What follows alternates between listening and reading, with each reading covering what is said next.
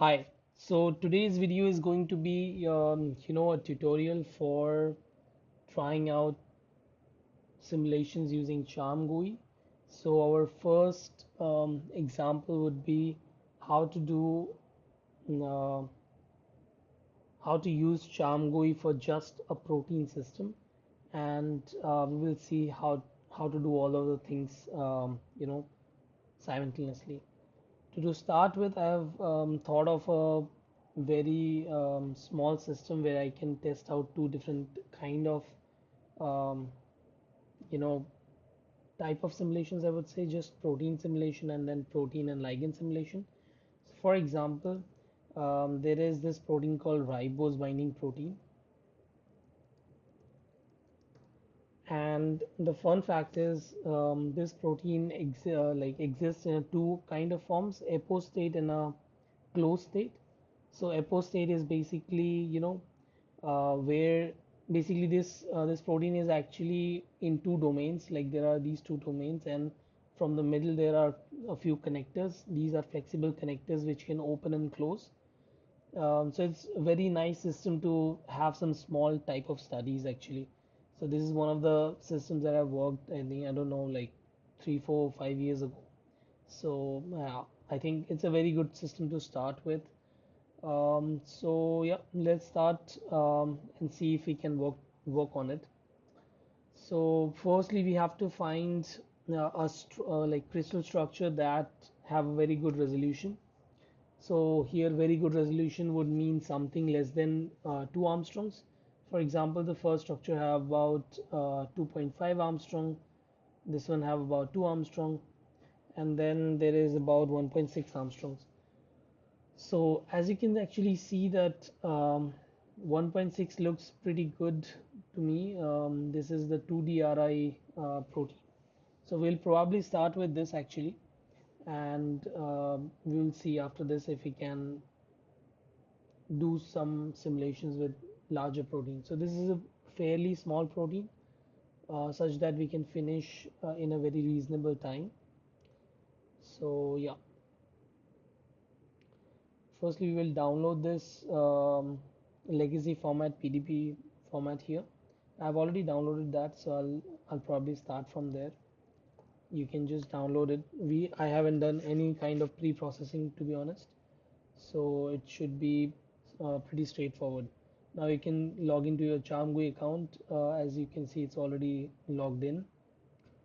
So first I'll go to input generator, then we'll go to solution builder. And here, as it says, that solution builder helps you generate a series of input files for molecular dynamic simulations of your molecules in aqueous solvent environments. So here we can actually solve it our molecules, or generate a water box around that, like protein, for example. Before I step into that, let's also visualize how our protein actually looks, and then we'll start with it. And the name was 2DRI.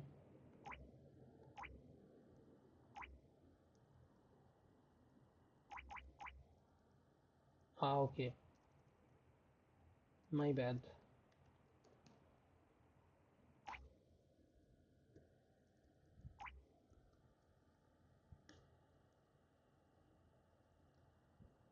So, so here is this protein actually, you can see. Um, and as I was saying that it's basically like these two domains are there, and then there are like a few small connectors. So there are about just these three connectors in there, and these are actually the a bit of non-stringent domain. Like these connectors are basically flexible, and that allows these two domains to open and close. There's a very fairly small and interesting system, to be honest. And what it basically does is that this work of this protein is to um, like bind to this ribose in the blood. So yeah, let's start with this.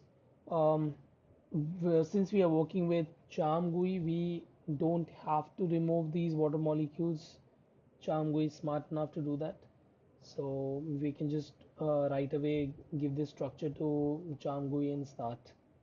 We don't have to do any pre-processing for that.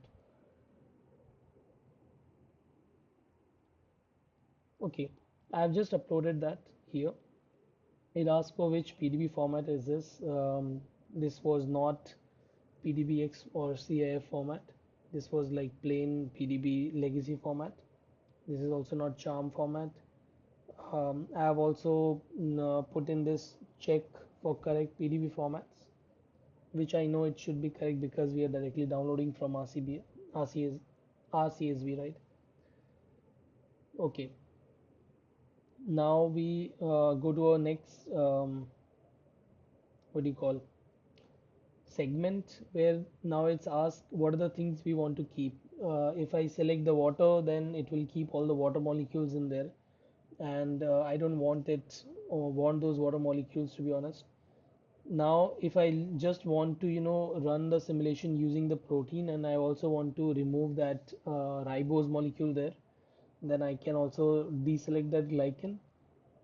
And if we want to keep that glycan in there and want to do a protein ligand simulation, and by the way, both of them will be almost similar, but protein ligand will be a little more trickier or in terms of choosing the MTP parameters, and rest everything would be just same. So what I'll do, I'll use this glycan along with the protein and show you what are the changes that you need to do in the MDP files.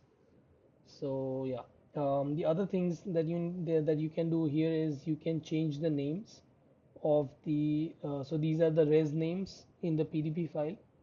So you can change these names actually here, and that will be changed in your system as well. It also asks you for from which residue ID to which residue ID you want to keep in that protein.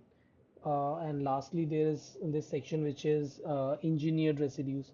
So this protein doesn't have any engineered residues. If they were, then that would have been showed up there. Now we go to the next system. Here there are many options. Firstly, there is this preserve hydrogen coordinates. So in the preserve hydrogen coordinates, firstly, we should not choose this. The reason is that whenever we are, starting with some protein structures, we are not sure if all the hydrogens have been, caught properly from this, you know, X-ray structures. And there is a very high chance that some hydrogen structures would, like some hydrogen atom positions will be missing in the structure. If that's the case, then you should not use preserve hydrogen coordinates. In our case, since we are working with a structure which have a resolution about 1.6 angstroms, I can fairly assume that there are all the hydrogen atoms available in the system. So in that case, I can keep it like this, that I can preserve the hydrogen coordinates. Else, a better way would be to remove, to not preserve the hydrogen coordinates, and then our system, which is CHARMM here, will regenerate all these hydrogens. So that's also fine. Then there is this mutation tab where, let's say, I don't want to, study the wild system, but there's some mutation I want to do. So you can just choose like, so since there is only one protein chain, it only showing me one option. But then if there are multiple chains, then it will show me multiple options. Then you have, res ID. You choose the res ID. It says that's a valine, and you want to, change that with, let's say, glycine or whatever. Then you add a mutation.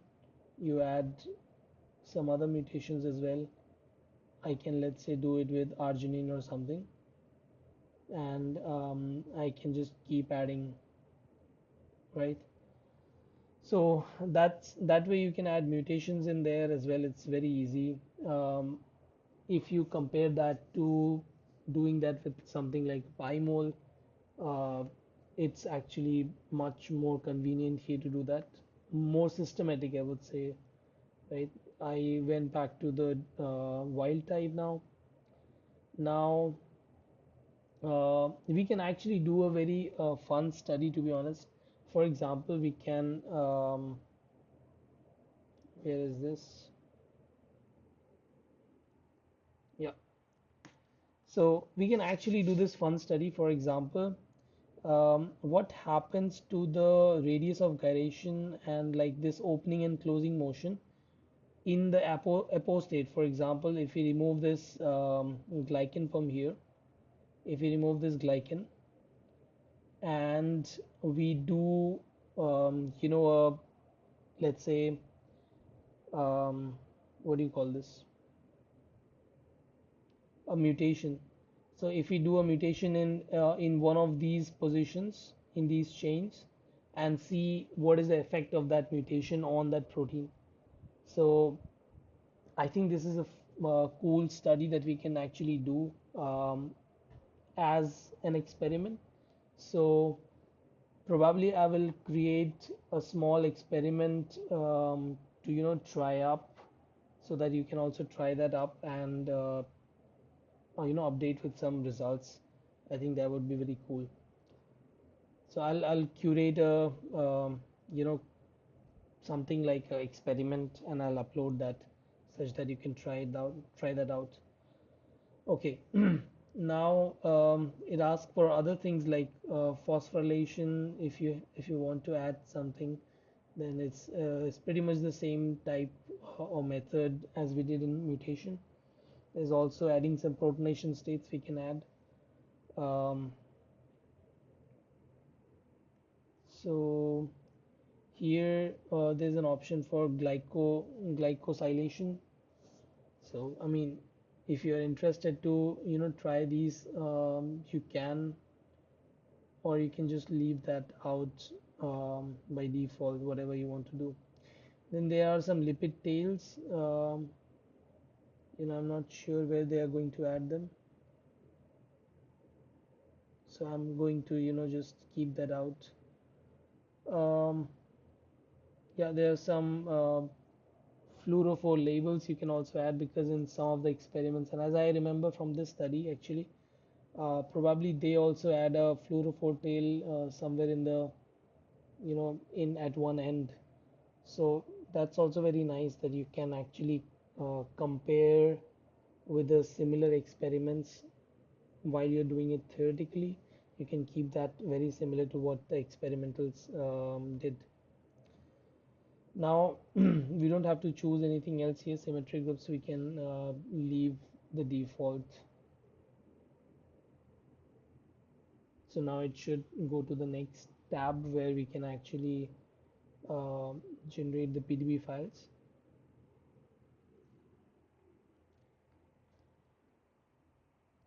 Okay, here there are certain interesting things. For example, they have given a some calculative edge distance to be 10 nanometers or so.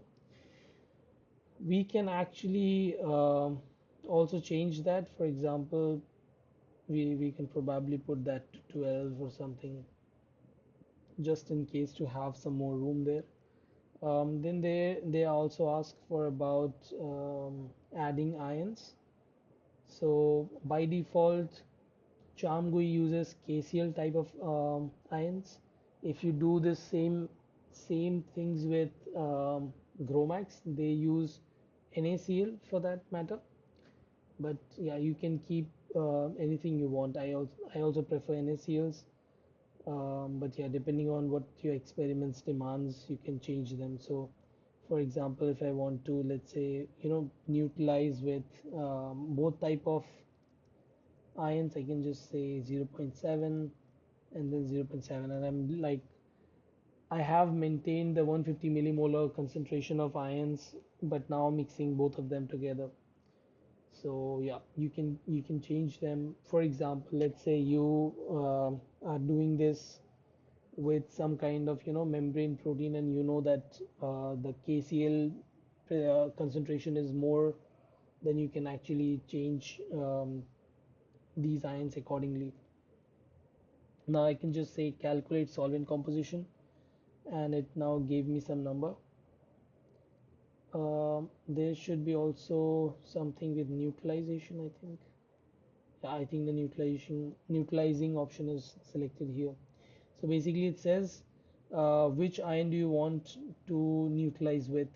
So for example, now it's selected KCl, so in K plus should be a little more um, because this protein is negatively charged by 2.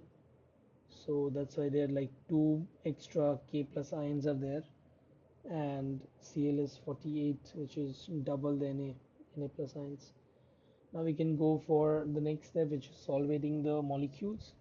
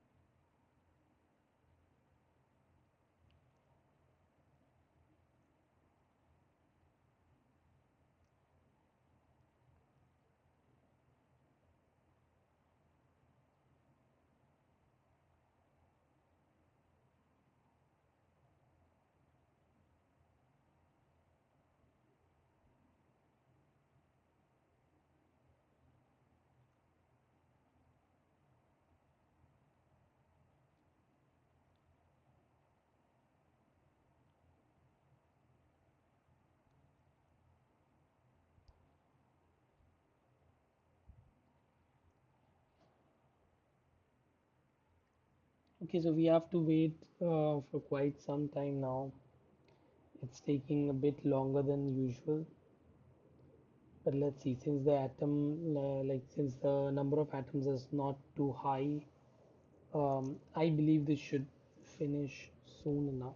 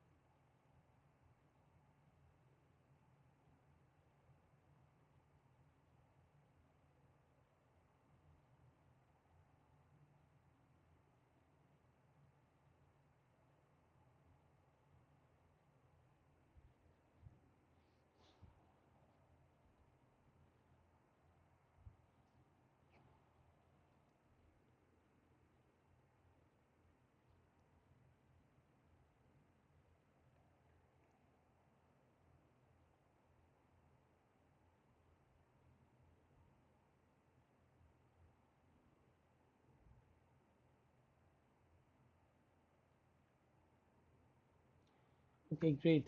So we have now got our system. We can actually also download files from here, like if you want, for example, this PDB file is there. We can actually, just click on it. You will get a downloaded file here, and then you can actually go back and check from here.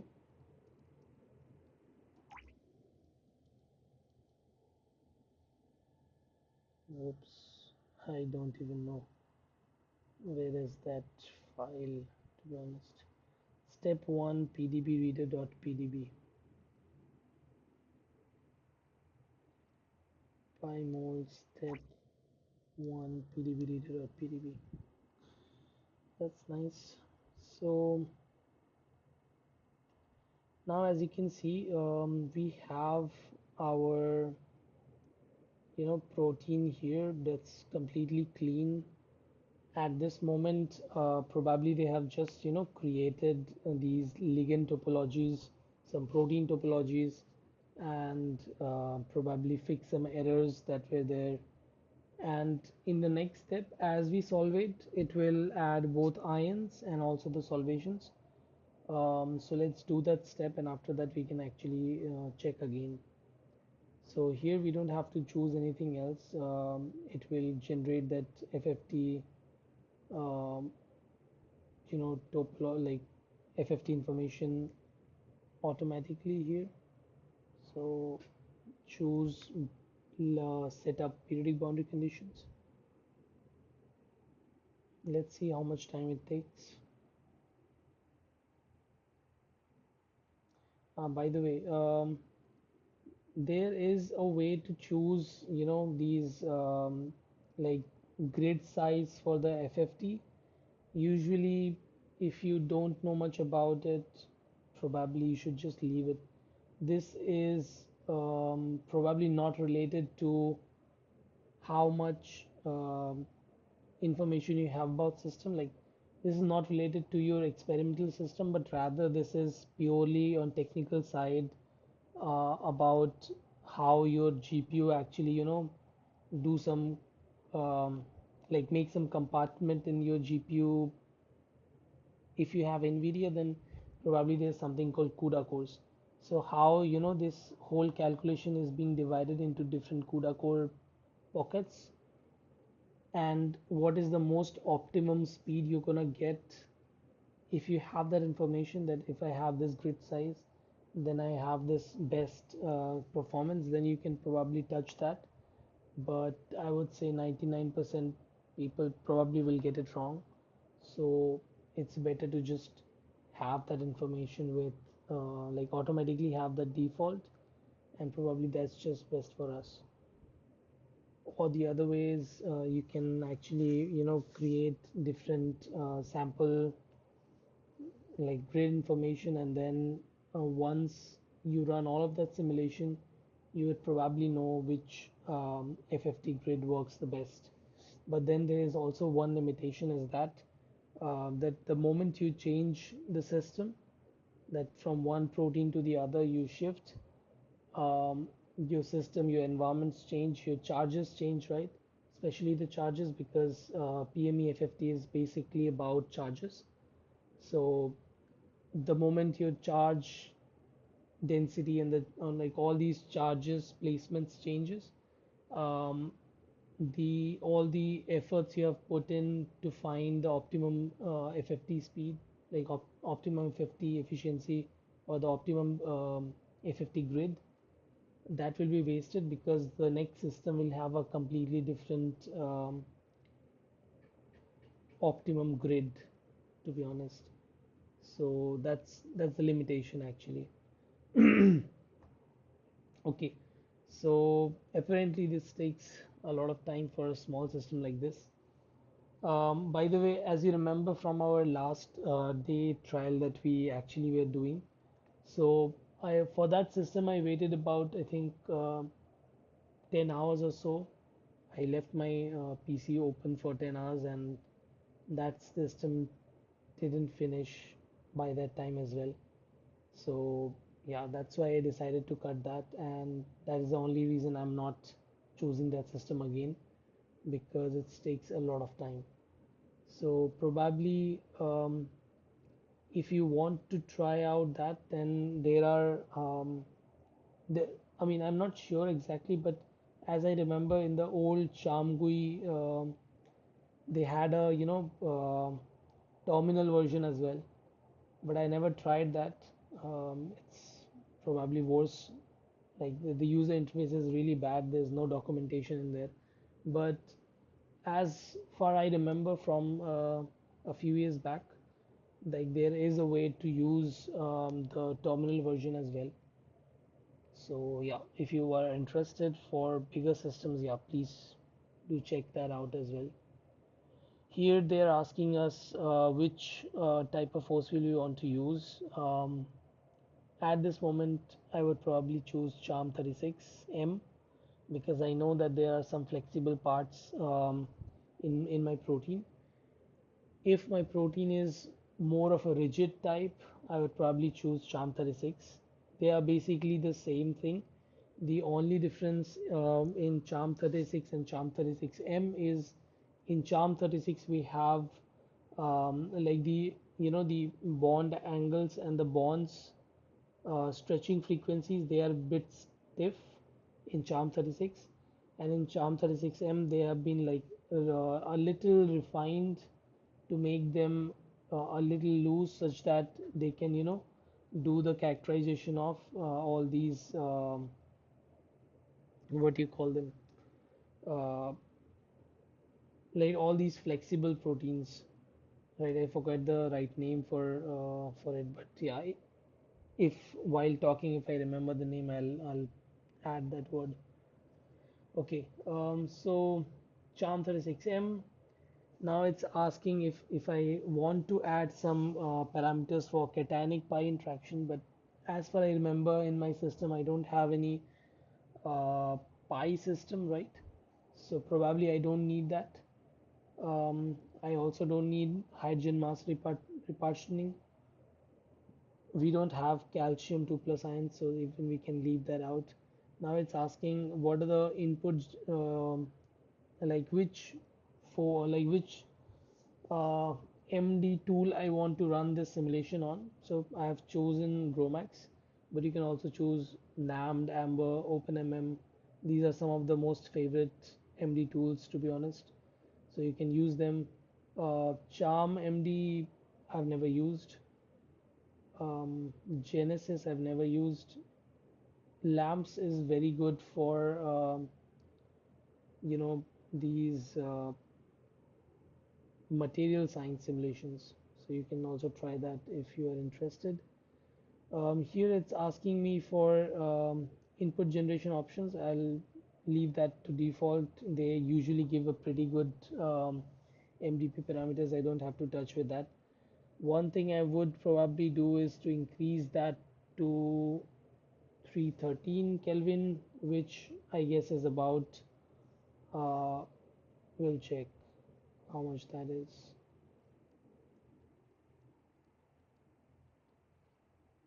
Yeah, 40 degrees Celsius. So 10 degrees above the room temperature. That's fine. I have done that because at room temperature, it's very natural that that protein will actually keep hold of that, ribose inside it. So with higher temperature, I can expect that the ribose will come out of it, and the protein will then starts opening. So that is some feature I want to see in the simulation. So I've chosen that.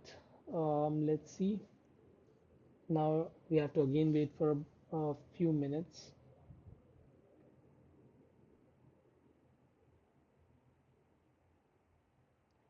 I actually now remember this name, as I was saying that CHARMM 36M is for proteins that are, intrinsically disordered. Um, in a way that basically what I want to say is if you, let's say, have a disordered protein and you choose CHARMM 36 instead of CHARMM 36M, you will get really bad results, like really bad results. And that's why I would say use CHARMM 36M if you are not sure if you would need it or not. The only difference is CHARMM 36 is good for structured proteins like rigid proteins, you know, cell walls, something like that. And CHARMM 36M is good for proteins that have flexible loose ends or loop regions or something of that sort.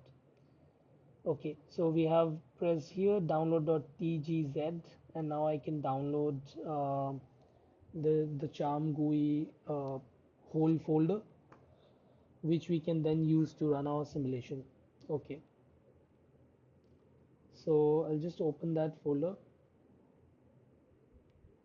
I'll probably also rename that, remove any spaces and folder stuff. Let's say name this 2DRI charm. This is probably a better name for me. There's also a folder. Let's leave it like this.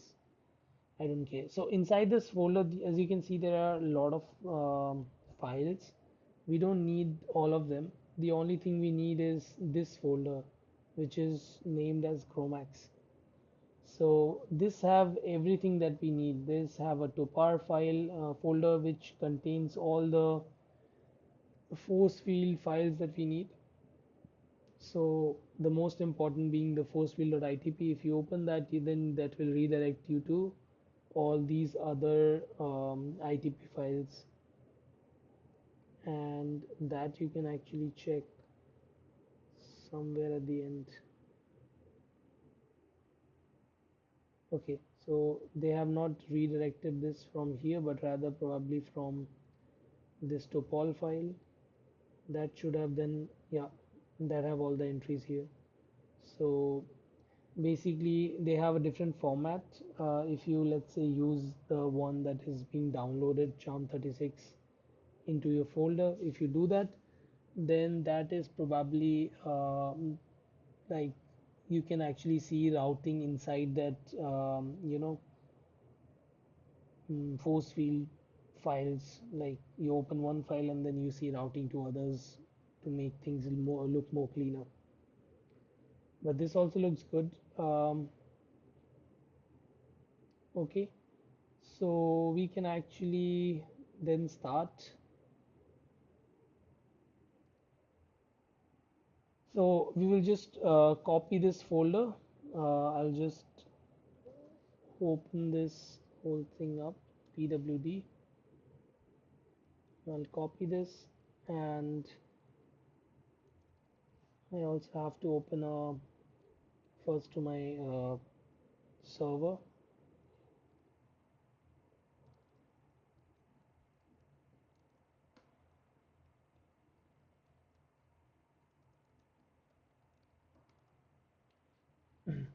Okay, so I have actually logged in here.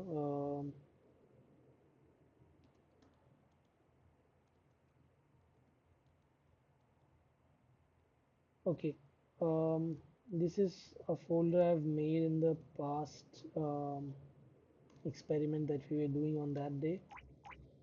So now we can make a new folder. This, I think the name was 2DRI, and we have to actually paste our stuff here. So we can also take this. So what I'll do now, I'll go back. So this basically you would not require this.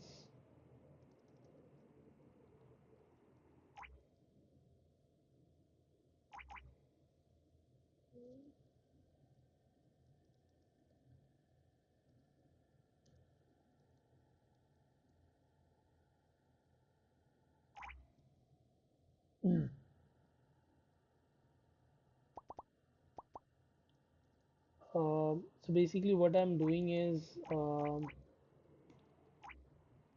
I'm copying the folder from my own laptop to my server such that I can actually run the simulation over there, and I don't have to do that in my own laptop. For you, you can just directly start working uh, on your own laptop. So you can just skip this part. Okay, so now this is done. I can go to my server. I can check there's this folder Gromax, and inside this now we can start with the input files. We have a grow file here. So step 3 dot grow. Here is probably nothing interesting that we can see. It's yeah, there's nothing interesting there. Ah, there's one thing. Yes, I can probably add it to yeah, probably I can make a separate video, but I'll just add in shortly here. So basically there is this format of grow file which you should keep in mind, as we are probably going to use that format a lot when we do Python analysis. So as you notice my cursor here, it's the first five um, entries in a line are reserved for the residue IDs, and the next five entries are reserved for the residue name. The next five are reserved for the atom name, and after that, the five are reserved for the atom ID. And from after that, I think it's seven, like seven entries are reserved, and again seven entries are reserved, and then again seven entries are reserved. It's either seven or eight. We have to check. We can check from here actually. So one, two, three, four, five, six, seven, eight. So yeah, it's eight. So it's five, five, five, five, eight, eight, eight. So that's how that's being done. If then in other grow files you will also see after, so basically up to this is atom ID, right? And after that it's x coordinate, y coordinate, z coordinate. So basically you have got the coordinate of the nitrogen atom that belongs to the lysine residue. The residue number is 1. The atom ID number is also 1, and the of this atom is currently situated at x, y, and z at this coordinate. And after that, in some grow file, you will also find that they have written here a velocity. So vx, vy, vz. So those information can also be found there. This is a good information that you should keep a note of, because in let's say whenever we will do analysis, Python analysis, we have to extract that information out. So you would definitely need that. Okay, what else do we have here? We have got an index file, so that's an interesting thing. We should check that out. So I'll just quickly load my Gromax. For you, it's probably already installed, so you can just type gmx. I'll write make ndx, sorry.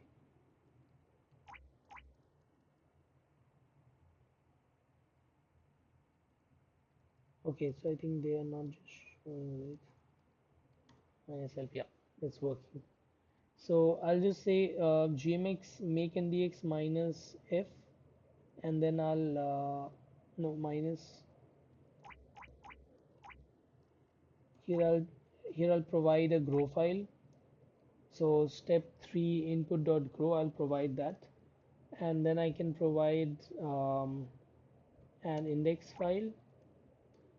And then when I enter, as you see, there are only three entries. So the first entry is the solute, which is the protein. The second entry is the solvent, which is the water.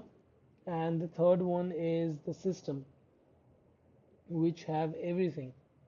Now there is a big problem, which is in the solvent we have both the water and the ions. So if there is a case when we want to just use, you know, let's say I don't want to um, mix up the ions and the water, and I just want to keep the water in a separate group, then what do we do? So basically, in such scenarios, you have to create your own index file. So for that, I'll just not add that index file as a reference. So as if you go to the help option, as you see that it asks for a input file, the Gromax asks for an input file, and that it asks a structure file and an index file as a reference.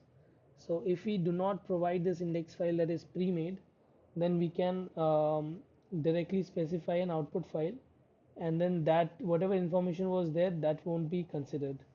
So what I'll do, I'll instead of that, I'll just say new. So I will directly output a new index file, and now you see there are a lot of information, like system is represented separately, protein minus hydrogens, so all the hydrogen removed.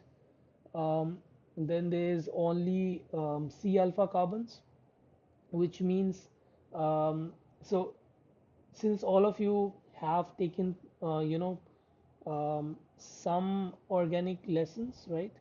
So you would know that in these peptides we have nomenclatures of naming how to name these carbon atoms. So whatever carbon atom is attached to a oxygen group with a double bond, we name that as I I think we name that one, or the carbon atom adjacent to that as in a carbon alpha. So I'll check that. I think it's the atom which is directly attached to the carbonyl group. So yeah, we will check that and we'll confirm that. Let's move. Then there is backbone, which is like this chain. If you have to let's say put out a pencil drawing that continues from one end to the other, and you just like you don't consider all these side chains. So if I have to like continuously find a link from one atom to the other that continues to the end to end, so basically like removing all the side chains, all the atoms that are left, they are the backbones. Then there we can go for the ones at the end. Here we have these pot, which means not drugs, definitely. Uh, this is basically potassium. Then we have sod, which is sodium, and then we have CLA, which I think there's some naming mistakes, but that's chlorine. Then we have tip 3, which is water. So now what is nice about this index file is that I can rename things according to me. For example, let's say I want to rename the whole system like the one they have did, which is cap system, right? I want to rename that like that. So what I'll do, I'll I'll say name. So I'll use this one. So I'll say name. So as it says quote unquote, which means you have to write that as it is. And then it says number. So I want to number the zeroth one. So I'll say 0, and then I have to provide a new name for it. So I'll say system, enter. So that I've accepted that entry. If I press enter again, it will re-show me all the options.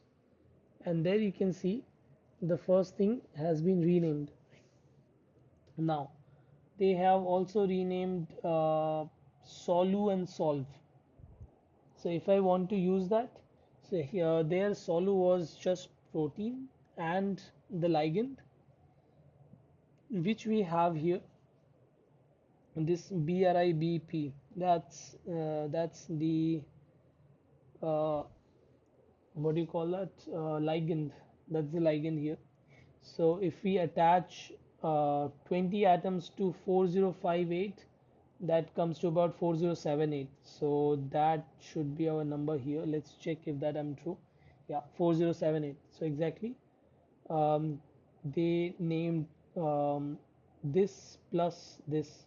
So question is how to do that. So we have to write one space this vertical uh, like vertical slash, and then we have to name the other one, which is 13. So I'll say 13. So here 13, here 1. So now we have done that. We press enter, and it says copied index 1 from protein, copied index group 13 BRIBP, merge the two groups with OR. So now that gives 4078 atoms. If I press enter again, I can see that at the end, which was previously not there, previously it was only until 17. Now the 18th group has came, protein underscore BRIBP. Now I want to rename that into the group Solu, which they were using. So why I'm consistently choosing the names that they have used, because they have also given up some MDP files, and those MDP files have reference of these indexes. So they basically name, use these names, and I don't want to use their index file. I want to use my index file, but my index file should have these names such that I can use those index files that they such that I can use those MDP files that they have given, right? So I will recreate that, and in the same process you're also learning how to work with index files, because I've seen in my journey, like I've seen index files as a very tricky component. It's very hard. People generally try to refuse it, but once you get the feel for it, once you know how to do things, it gets really fun, to be honest, and it makes life easier, to be like, to be really honest. Like, once you know how to work around with index files, a lot of the things will get easier. Okay, so now we have to rename the 18th group. So we'll again use this one, name nr name. So firstly, I want to name the 18th group, and I want to keep that name to Solu. So I have now renamed that.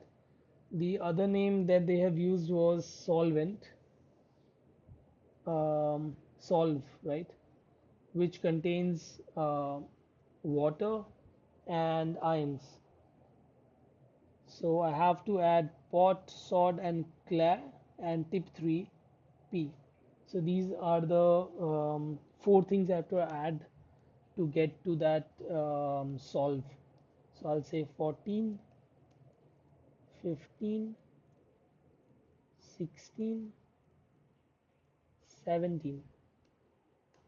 And now we have that. So 55682. Let's go back and check. Where is it? Yeah, 55682. Here also 55682. So yeah, we have merged them correctly. So I will name them again. Name 19, and this will name solve. Okay, so we have successfully created system, Solu, and solve. So we have successfully created all the groups that the CHARMM-GUI uses. But additionally, we also have our freedom to choose whatever we want. So we will just now save this. To save this index file, I have to say Q and then enter. Now that would have saved that file. We'll check if we have that file or not. So yeah, here index underscore new. So we have that. Next time, if we, instead of outputting that, if we just reference that file, I should get back all the information I've saved, which is solu, solve, and system. Okay, so now I don't want to save anything. I will just say Control C, and I'll come out of it. Now we have seen what was there in the index file. Now we want to go for the MDP files. So let's see what is there in the first MDP file, which is for minimization. So here we have used uh, something called position restraint, and for now I want you to not look at this part, like forget that there is a line that says all these scary stuff. I want you to focus on just this. So whenever you are doing simulations and you want to do a position restraint, the first question comes, what is a position restraint? So firstly, let's get into why do we do you know this minimization. What are we trying to achieve in minimization? Because as here the name suggests of the MDP file, we are we are trying to do something which will stabilize the system. Now, what happens that when we create all these files, there is a possibility that there would be two atoms clashing, or they are very close to each other.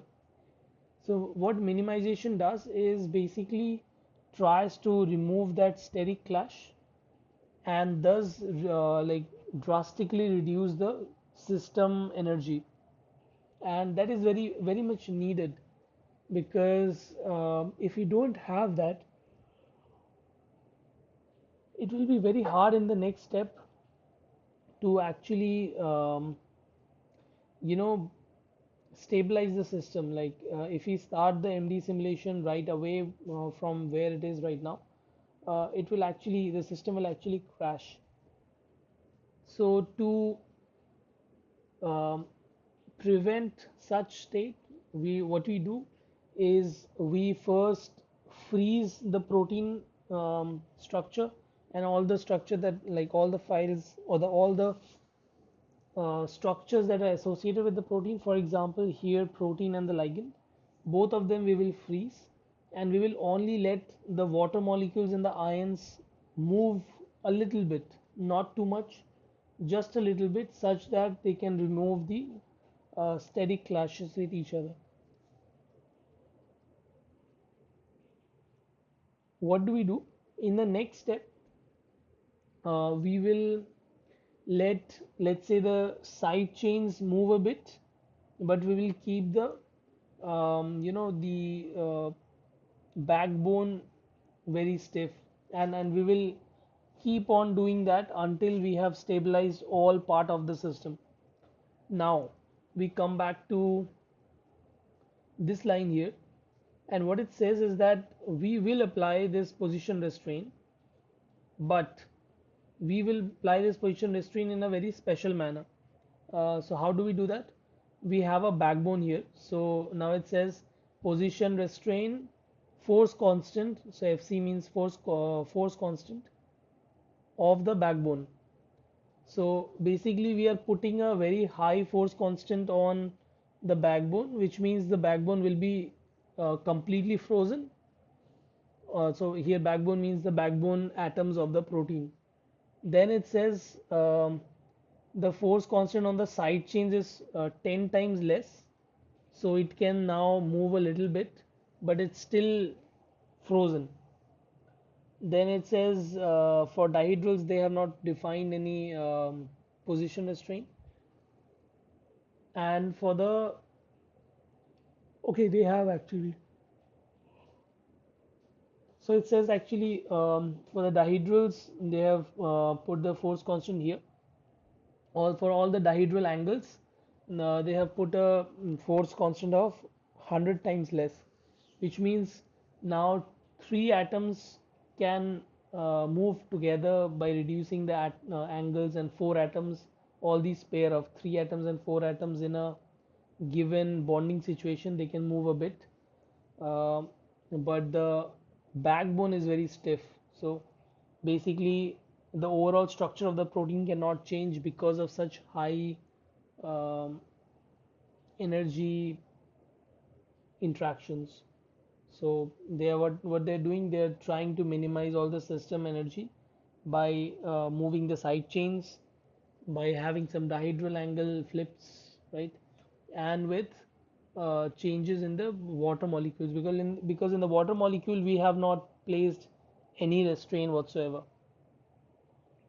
Now there are other topics here. For example, integrator. We are using a very plain integrator, which is basically sees that on which direction, like changing which parameter in the in the system, like changing the, let's say, the distances between two water molecules. If we change that, does the energy decrease or increase? If it increase, we won't change that.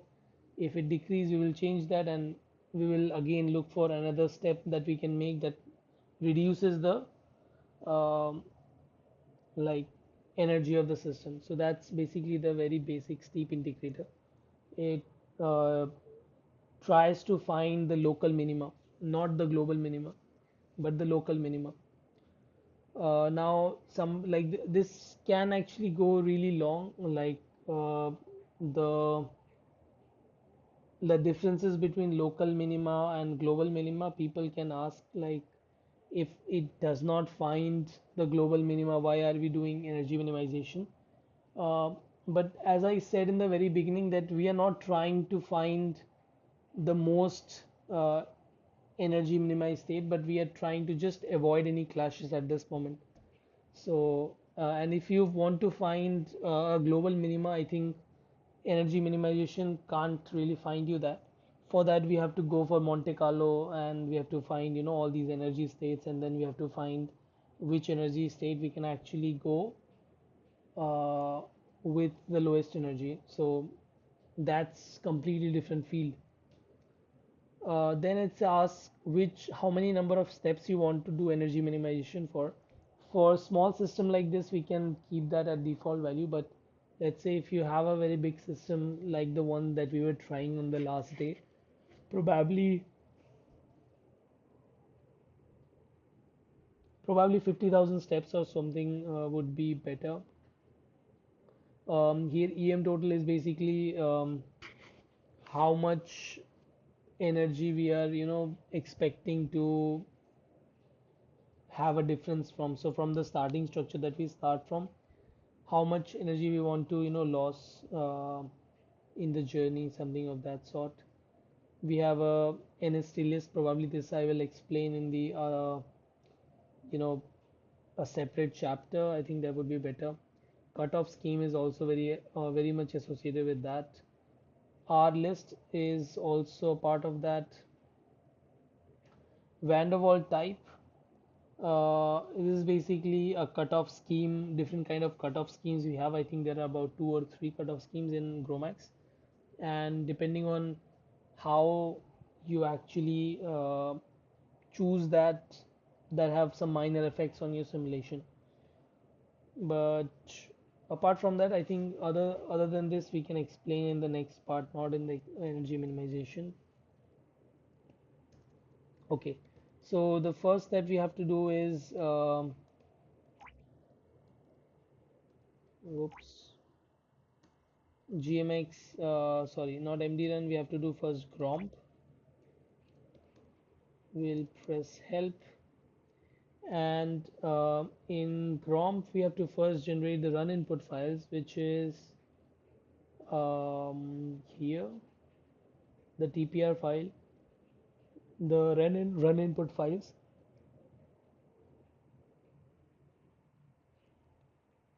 So it takes the MDP file, and then it also takes a grow file.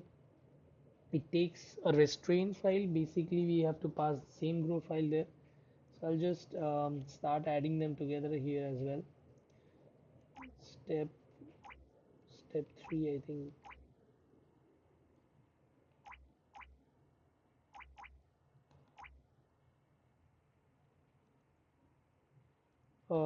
Then we have to provide so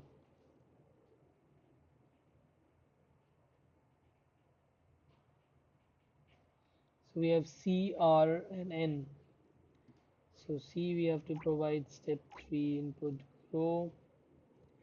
R we will provide the same file, and then we have N we will provide index new. This is the file that we have made, right? It asks for index file, and then we have to provide a tupole file. We don't have any CPD file yet, and we don't have anything else here as well.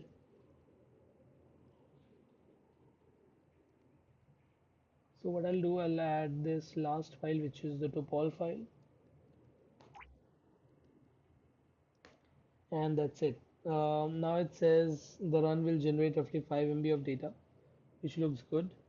So now I can run actually in GMX MD run defnm, and here I can do that. What's the name?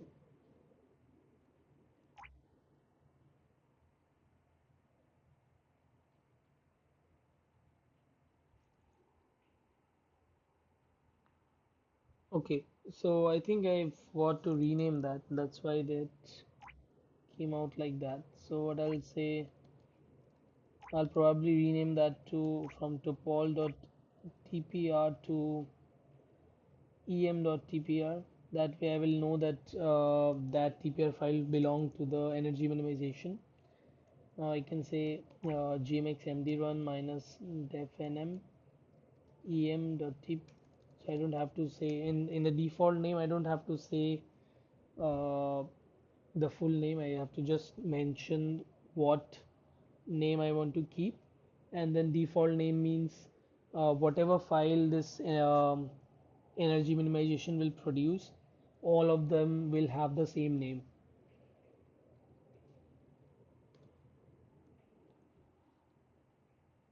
Okay, so there is one thing that as you can see that it didn't show you any steps.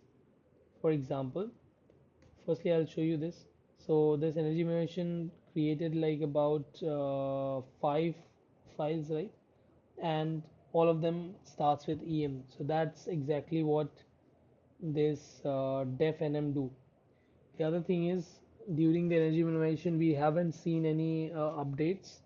So for that we can say -v, and then we can now see all the updates that are happening throughout that energy minimization. So that we can also see now. I'll remove all the double files that are there. All the backup files are now gone. Now we have to look for the energy minimization, sorry, the equilibration. So then they have given one equilibration here, and then we can start with the production. So in the equilibration, let's look into the file again. So here again, as you can see, we have given very similar type of position restraint. Again, the protein is fixed to its place. And here some of the things have changed. For example, the integrator is MD, which as we have already studied, so that's the most basic form of integrator. You can go back and check in the Gromax which of this integrator that we are using that summarizes to this name MD. um, then we have here DT, which is basically one femtoseconds at this moment. Number of steps, these are basically uh, from here to here, these are basically controlling the output. So at this moment they have chosen to not output any of these quantities, for example positions, velocities, forces. For the position they have rather chosen other type of output, which is compressed one. So for example, now the simulation will not generate something like I forget the name. For example, let me just check.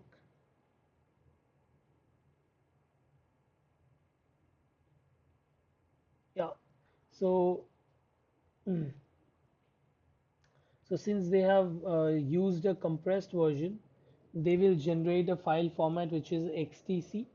So XTC doesn't have any velocities or forces in their file formats.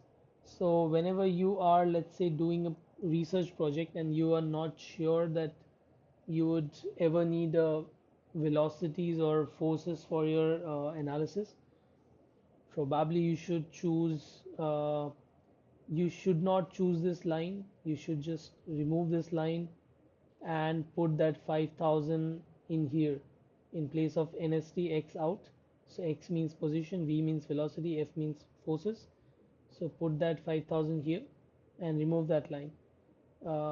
If you are sure that you would never need velocities and forces, then you can use a compressed version, which the file sizes are usually smaller and easier to keep, definitely. And that's exactly what they have done here. And then here NST cal energy is basically after how many number of steps we will calculate the energies again. So for example, here we have choose dt equal to 0.001 1 femtosecond, and the number of steps for calculation of energy is 100, which means after every 100 femtoseconds we will recalculate that energy of that step. Um, Now we have a log, for example, how how many number of steps later we are going to log the whole thing. So there is a log file usually whenever you generate a simulation.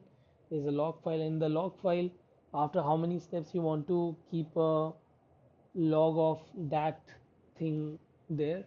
That's exactly there.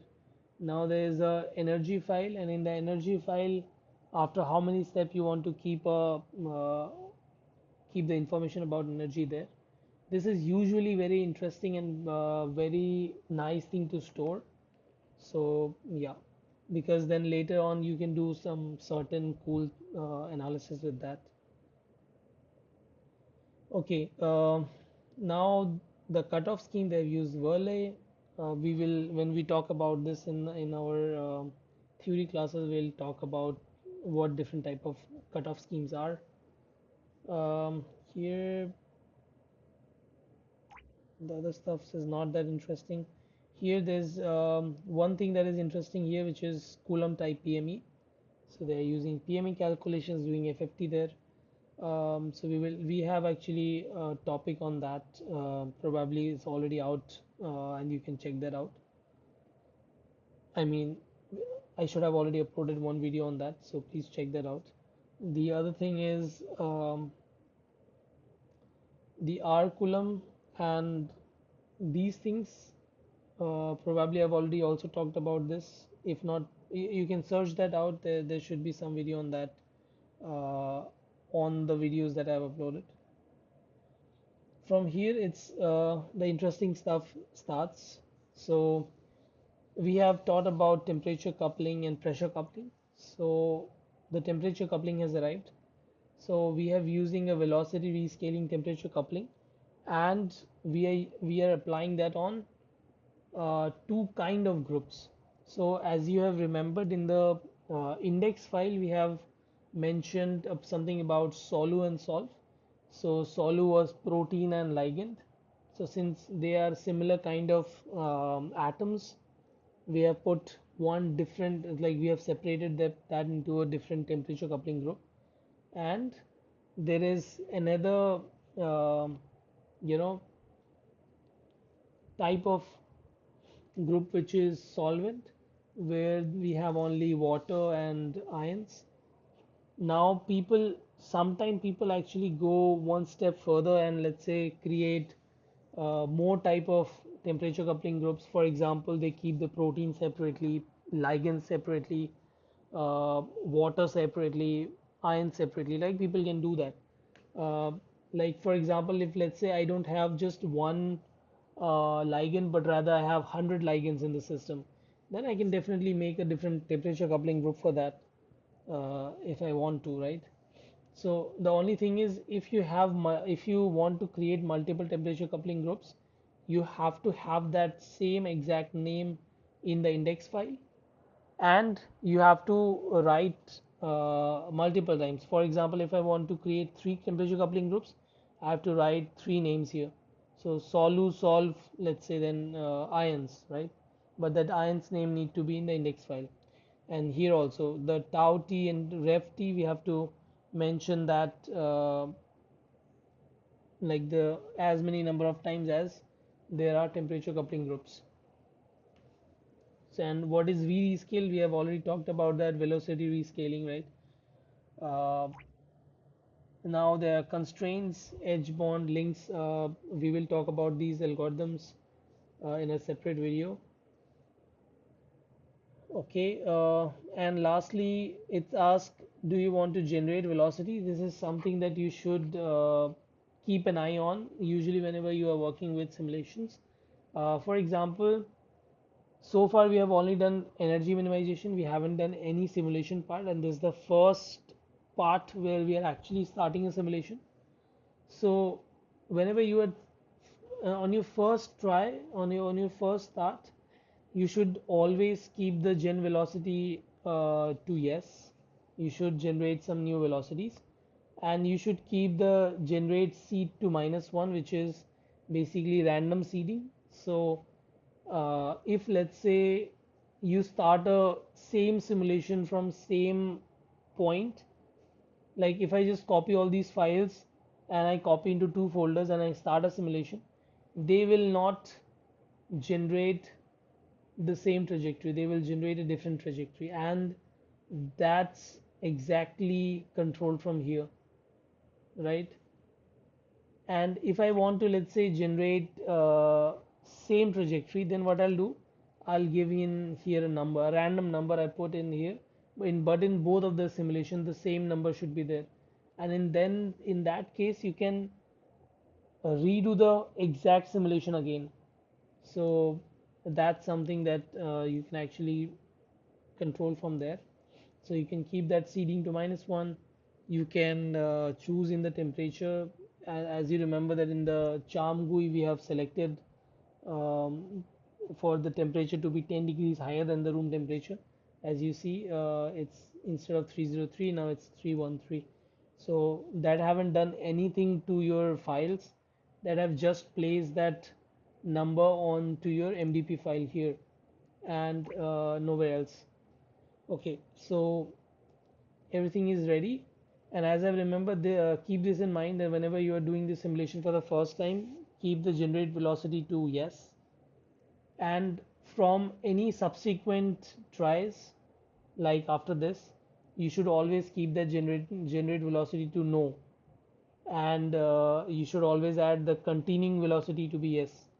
So I'll show you in the next file. For example, I have this step 5, and here they should have used that.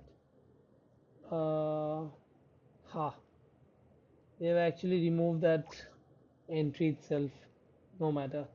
I'll actually what I'll do, I'll add a link to one of the MDP file that I use into the video, and you can use that, and you can check that at the end of that file, somewhere here at the end, you will see that gen velocity in the production run will be said no, and then continue velocity should be something like yes, and rest, this is not needed there, even this is not needed there.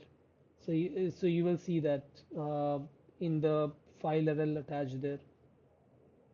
Okay, if I forget to attach, please like send me a text. I'll definitely add that. Okay, so now since we have the equilibrization MDP already sorted, so I'll just run that as well. So GMX, so gromp, right? I'll just probably reuse the same file, as that easier for me. So now for the position restraint, I'll use em.grow, because that's the latest file I have here for the restraint as well, em.grow. And then I can also use, they don't have the CPD yet. Okay, looks like we have done everything. At the end, I have to provide an O, which is output, and in the output, I want to write nvt dot grow. No, sorry, TPR. And now it says it will generate 12 MB of data. I'll check if I have got the file here, nvt.tpr. So I'll say md1 defnm nvt. Probably this will take a bit of time because I'm running this not on our nodes but on the login node. So on the login node it takes a bit of time, I would say. Yeah, this will take a lot of time. It says uh, it will be morning. So what I'll do, I'll just submit this onto our node, and that should be much faster.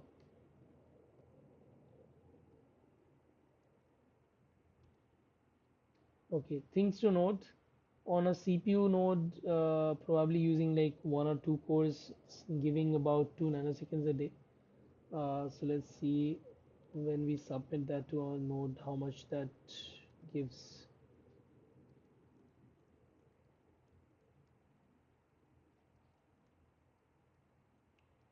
For that, I would also need a file. Yeah, that's the file I need.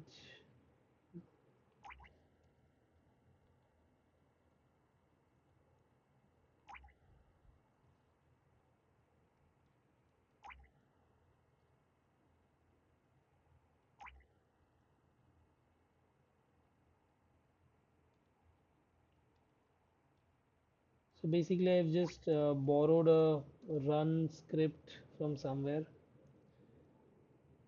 I was using GMX 2023.3, and here I can just write NVT. So as you see that I've basically the same command that I was running here, right? GMX mdrun defnm NVT, and after that there is some changes in the script because um, I've probably shown you, maybe I'm not sure. I'll just show you again.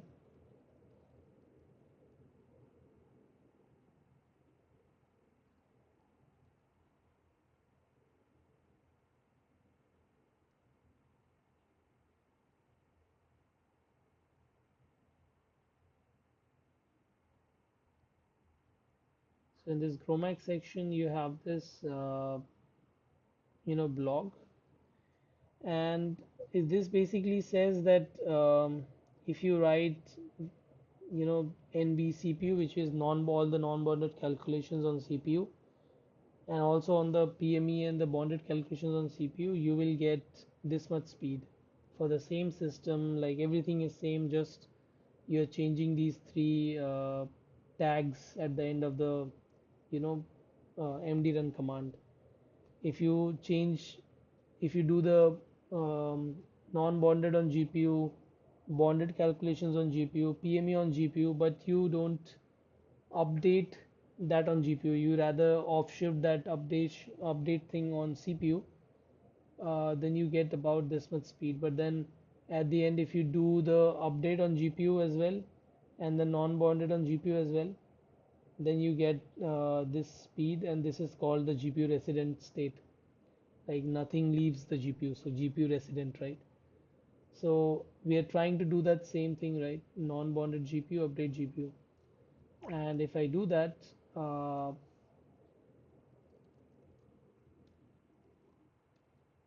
something is running.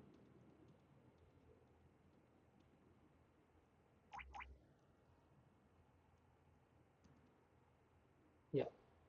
So yeah, let's wait for this to end, and once that is finished, we can actually start with our production run.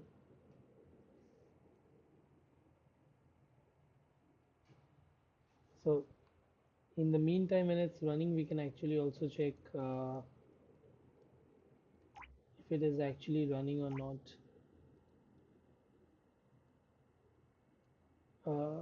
Wait a minute. So this is showing that it's already finished. Yeah. So by the time we have opened, it's already finished. So this is giving about 322 nanoseconds per day. In the meantime, we have not checked how big the system was. So, so that's about 60,000 atoms. And now we will run the last part, which is the production. So for the production, let's create a new folder. I've created a new folder prod so that not to mix it with all the other files. Now we have to do again the gromp, and here we have to provide the new files. We don't have any restraint so far, so I can remove the -r. Now we have to provide -t, which is uh, carry on all the velocity parts. So whatever was the velocity of the last step of the previous equilibrization, all this information is being stored on this file nvt.cpt. So this is called checkpoint file. So checkpoint file is very powerful, that have all the information from forces, velocities, Everything is being stored there along with all these positions, right? So using that CPT file, you can restart all your simulations. So always keep a backup of the those files. And here we have to provide prod, and inside that we will name that file to be md.tpr, and that looks good. Now it says it will generate 10 MB of data. So we will, so this should actually start the simulation. Let's just see how long they have given the.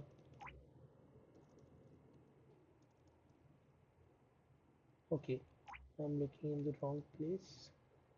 So this simulation will run about 5 lakh steps or 500,000 steps from 0.02 time step, which means these are the threes, so three zeros from here, 500, so about 1 nanosecond or 100,000 or 1,000 picoseconds or 1 nanosecond. That's the time it's gonna take. And for example, that, yeah, let's just start. I don't think there's much harm.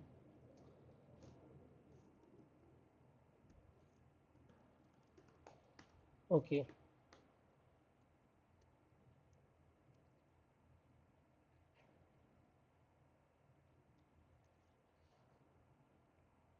so we can watch, as soon as that line disappears from here, we are good to go.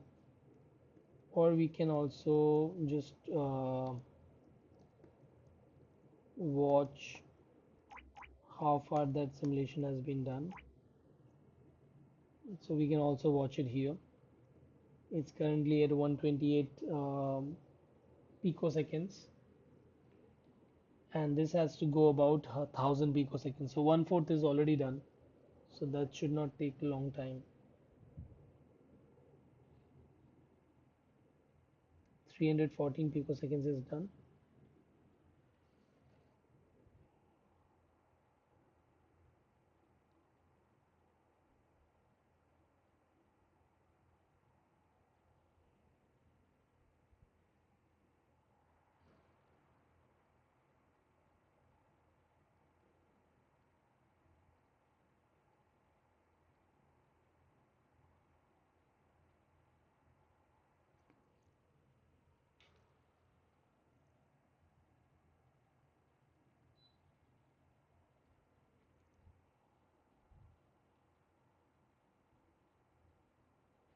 Okay, so half is done. We are left with the remaining half of the simulation.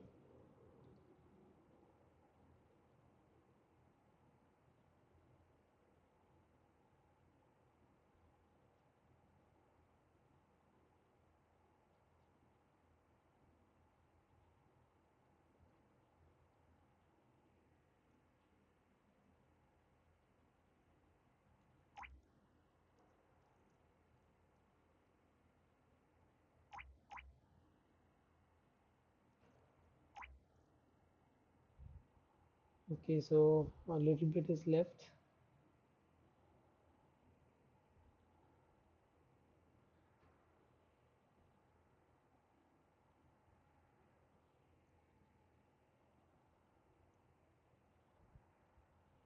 Okay, great. Now it's showing 616 nanoseconds per day for the same system. Now let's just exit this, and now we can actually visualize our system. For that, I will have to download this thing back to my computer. So SCP,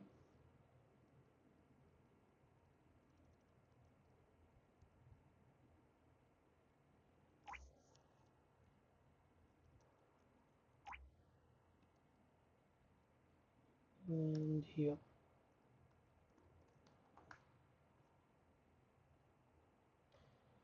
Okay, so yeah, everything is done. I can now go inside that folder in my laptop, go to prod, and here I can say pi mole, or maybe VMD is better option. But yeah, let's first look at the final protein structure, md.grow.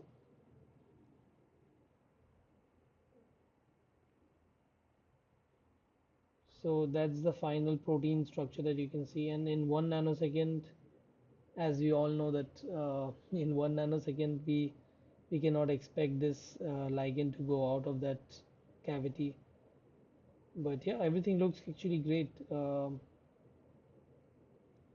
One thing you might have noticed that Pymol actually is not that great in visualizing all type of ions. To be honest, as you can see, we have supposedly had three type of ions, right? But we can only see two colors here, so golden and white. And one thing you cannot see, which is potassium, and which is there actually these green type of beads, like very small beads, but they are not shown as ions here, which we can actually change later. But yeah, that's fine. But it looks all good as we have expected. So our simulation is done. What I can do is I can load the whole trajectory. So vmd md.grow md.xtc and this should load the whole thing at once. One thing you might see, as I'll probably make a visualization video, but as you can see, you cannot see anything in a trajectory because they are not PBC corrected. So this is the first frame, that's why it looks good, but from the second frame itself, everything you will see, these lines, but what are these lines, right? So these are lines, as you can see, they always stretch from one end to the other. So basically what is happening, let's say there is a water molecule, not let's say, but there is a water molecule that is crossing this periodic boundary. And as I've taught in the periodic boundary PBC chapter, like when one periodic bond, like one water molecule crosses from this periodic boundary, it reappears from that end. So like I've taught in this video that, let's say whenever something crosses this periodic boundary, let's say we start from here, right? This was 0 0 0, and when we are here we are basically only using the x-axis. So we are a comma 0 comma 0, right?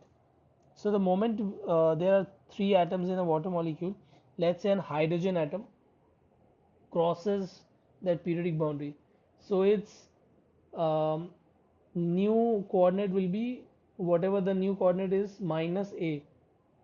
So its coordinate will be again 0 0 0.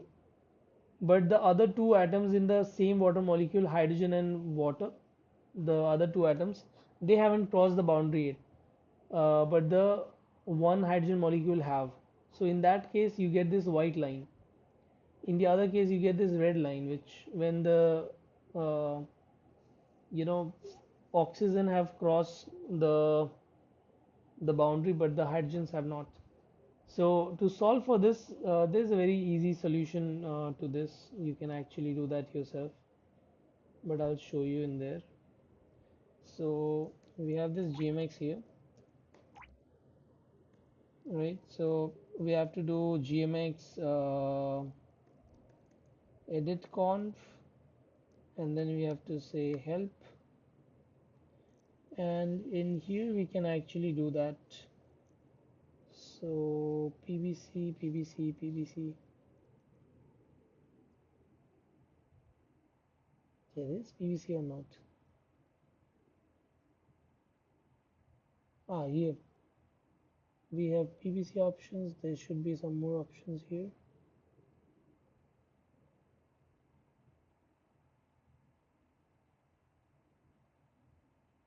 I think I'm gone blind, to be honest.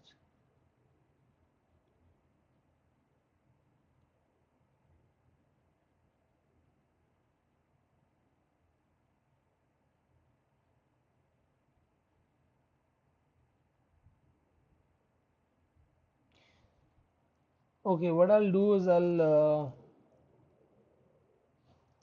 maybe let's check traj-conf.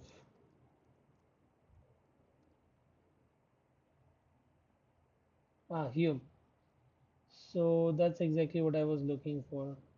So edit conf is basically for manipulating a structure, but when we are working with trajectories, which is a group of structures, we have to use traj-conf. So here we have to do, first we have to choose the trajectory itself. So we have prod, oops, we have md.xtc. Then we have to provide a structure file, in this case a TPR most likely. Yeah, a TPR. So we'll say md.tpr. What else do we need? We need an index file. Okay, we haven't borrowed the index file from the server, we have just copied the prod, or maybe we did. Ah, we actually copied that from the server. So index file done. What else is there? These are not needed. We need the two important stuff here, PVC and UR.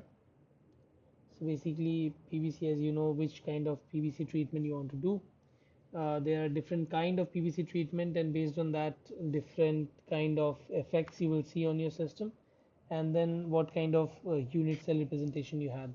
So yeah, what kind of unit cell representation you want to create.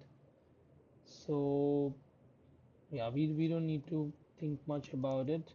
For PVC, we are going to choose, let's say, we can choose mole,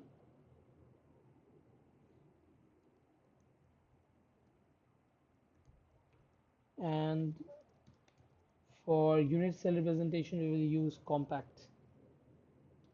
We can also center atoms in the box. It doesn't harm. Like in 1 nanosecond, uh, it's very unlikely that the protein would have moved from its space. It's probably still in the same place as it started from. But yeah, it doesn't harm to center that whole protein again. We press enter. At first it asks which thing you want to center. I will choose protein. Now this is exactly the place where I wanted to use this index. Now I'll tell you why. Let's say I change this index to the one that the CHARMM-GUI gave me, right? Now the problem comes exactly in this place. For example, I want to center the protein and not the ligand, right? Now think that I have ran 100 nanoseconds and the ligand have came out of its place and it's randomly moving around somewhere in the water. Now what happens is the moment I center on the solu, right? The moment I center on the solu, it will take a mean position between the ligand and the protein, and it will use that mean as a center of the system or the center of the solu system. And I don't want that. Like in that condition, there is a very high chance that half of my protein will be out of that periodic boundary and come out of from somewhere else. I don't want that kind of magic. I want a very sane system, and there I need to just center the protein, and I don't care about the ligand anymore. And that can be done with our modified index file that we have done here, where I can just choose C alpha. I don't even need to choose the whole protein itself. I can just choose the main atoms that represents the protein. I can also choose uh, all the protein atoms without the hydrogens, or I can also choose the backbone atoms. I think this is pretty good backbone. So I'll just say for group, and now it says what group do you want to output. Now this is also a great example. Let's say I don't want to output the water. I want to keep the ions, but I don't want to keep the water because water is not adding any information to my knowledge. So I can just remove that and I can choose, uh, let's say I want to just keep, protein. I don't know if that kind of grouping is possible in this. I think not, but let's try. Trying is not bad. So one, and then I want to keep the potassium, I want to keep the sodium, and I also want to keep the chlorine, and I also want to keep the uh, tip 3 piece, so 17. Press enter. As you can see that it have only taken the protein and we have lost the game. So I let's say at this case, as I know that there's no problem, like whatever what I wanted to do here, you have to first again modify the index file and then choose the thing that you want to actually choose. So in this case, I would probably use Solu. I don't want the water and the ions. I'll use Solu, and again I will use Solu for outputting. So I've got it. Um, what is the name of the output file, by the way? Yeah, they're using traj out as output file, so I can actually visualize that again. Traj out xtc. Okay, I have to add in another file.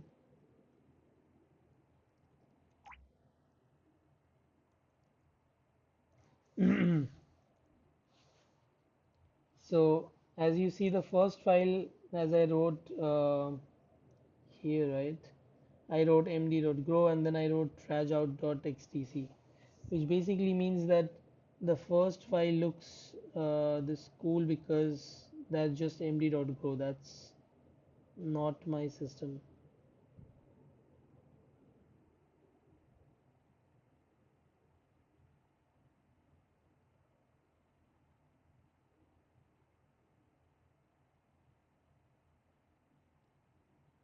Okay, so they have actually not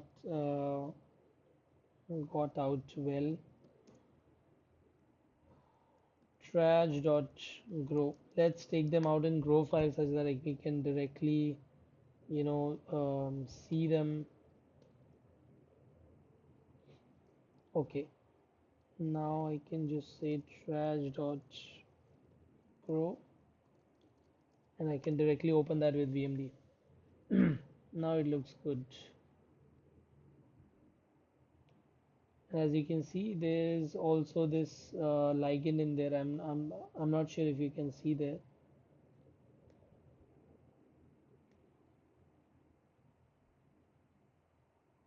Okay, that's fine. I can also play that round, right?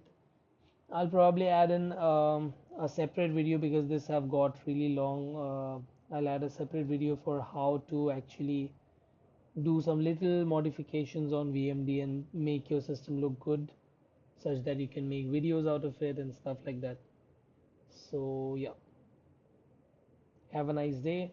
Thank you so much for this watching this tutorial till this end, and please let me know about any improvements I can make. If I can, I would definitely try that. Thank you so much. Have a nice day, and I'd probably go to sleep.